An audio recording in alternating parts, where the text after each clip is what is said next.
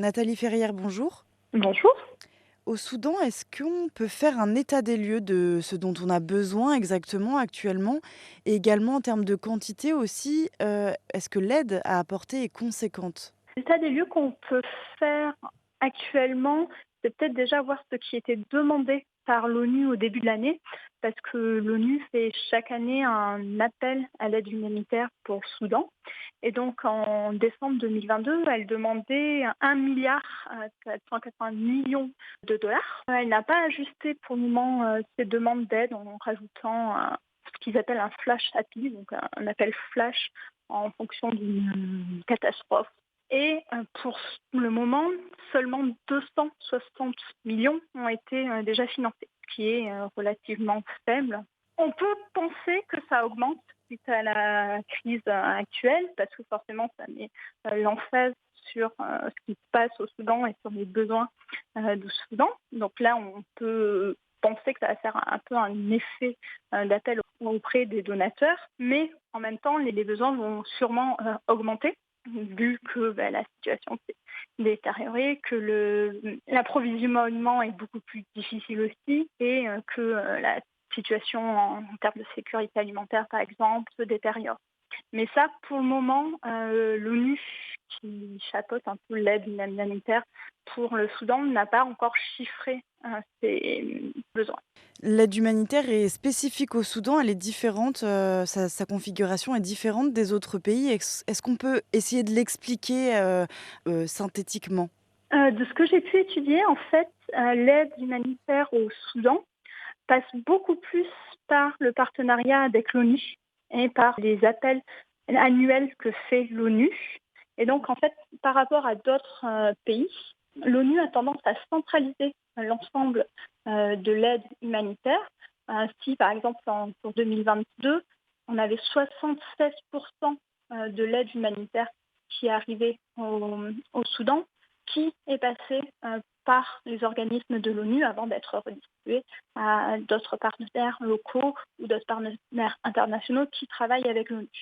Et seulement 17% qui passaient directement en fait par le travail des ONG internationales et 1% par les ONG nationales. Pour faire une petite comparaison, j'ai regardé ce qui se passait en République démocratique du Congo l'an dernier, où là, on n'avait que 48% en fait, de l'aide humanitaire qui est arrivée en 2022 qui est passée par l'ONU et 37% qui est passée par les ONG internationales. Donc du coup, ici, l'aide humanitaire va beaucoup plus être dépendante des moyens d'approvisionnement et des capacités de l'ONU à pouvoir s'impliquer sur le terrain, à pouvoir accéder aux différentes régions du Soudan, ainsi de suite que dans d'autres pays. Alors forcément, par rapport à ce que vous dites, ça me fait penser au responsable de l'ONU qui est parti donc en Arabie Saoudite, à Djeddah, là où se tiennent les discussions entre les émissaires, des 2 belligérants, les États-Unis et les Saoudiens, pour justement discuter de couloirs humanitaires, d'une aide qui peut arriver dans le pays. Apparemment, la demande, de ce responsable de l'ONU n'a pas encore abouti.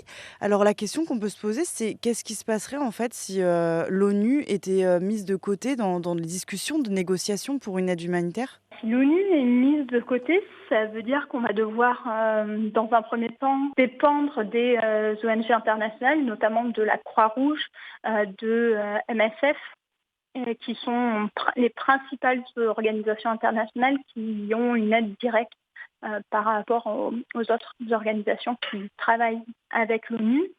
Et là, ça va dépendre de leur capacité à elles à obtenir soit des corridors à leur tour, soit à payer bien plus cher des services de protection. Et ce coût-là, mais forcément, ça rentrera en compte dans le coût total de l'aide humanitaire et tout ce qui va être utilisé pour de la sécurité ne sera pas utilisé pour donner des services, donner des ressources, des denrées alimentaires, des denrées sanitaires, ainsi de suite, à la population. Donc en fait, on va avoir un effet de balancier potentiel entre ce qui va être possible et à quel coût, et du coup, ce qui va réellement arriver sur place. Sans couloir humanitaire, comment on peut s'adapter? Je lisais dans la presse, qu'un humanitaire de Médecins sans frontières évoquait, des équipes plus petites composées de Soudanais, d'organisations de la société civile, par exemple. Est-ce que ça peut, mieux fonctionner comme ça? Alors, ça pourrait mieux fonctionner si les ressources sont déjà au sein du pays, parce que là, de ce que j'ai pu lire, en fait, le problème, c'est que l'espace aérien est fermé. Donc, toutes les importations qui serviront à l'aide humanitaire doivent passer par Port-Soudan, à l'est. Et donc, si on n'a que ce pôle d'arrivée, du coup, ça restreint déjà les capacités à pouvoir acheminer n'importe où au Soudan de l'aide. Et, euh, et là aussi, ça va dépendre en fait des autorisations d'entrée sur le territoire, au niveau des douanes, ainsi de suite. Et je ne suis pas du tout spécialiste, je n'ai pas plus d'informations là-dessus, mais je suppose qu'actuellement aussi, on doit avoir des délais supplémentaires là-dessus. Et passer par de la société civile, ça ne changera pas trop, à mon avis, les choses, si de toute façon les ressources qu'on doit distribuer par la suite ne sont pas déjà sur les territoires. Tout à l'heure, dans une de vos réponses, vous parliez de coûts supplémentaires si l'ONU était écartée. Est-ce que pour améliorer la situation, c'est de plus de financement, de moyens financiers justement dont on a besoin? Alors, je dirais que déjà, si on répondait au niveau des appels de l'ONU, de l'appel que l'ONU a lancé en 2022, on améliorerait la situation parce qu'on aurait bien évidemment beaucoup plus de ressources. Et si les coûts augmentent, si on augmente les financements, ben forcément, on va pouvoir répondre à ces coûts-là sans réduire les denrées et l'aide humanitaire qui arrivera finalement aux populations locales. En plus d'une situation, dangereuse, on parle d'un casse-tête bureaucratique sur place, au Soudan. Apparemment, c'est difficile de se procurer des visas, des autorisations pour, les organisations. Est-ce qu'on peut savoir quel genre d'obstacles rencontrent les humanitaires sur place? Alors ça a été très très bien documenté à nouveau par le Bureau aux affaires humanitaires de l'ONU et c'est quelque chose qui était déjà problématique avant la situation actuelle. Donc depuis 2021, on observe ce casse-tête administratif. Donc il va prendre plusieurs formes en fait. Donc, premièrement, en fait, les humanitaires internationaux doivent obtenir des autorisations de déplacement auprès des autorités pour pouvoir bouger d'une région à l'autre dans le Soudan. Donc, on peut supposer qu'actuellement, les demandes d'autorisation sont plus difficiles à obtenir parce que l'administration est soit fermée, soit sous tension.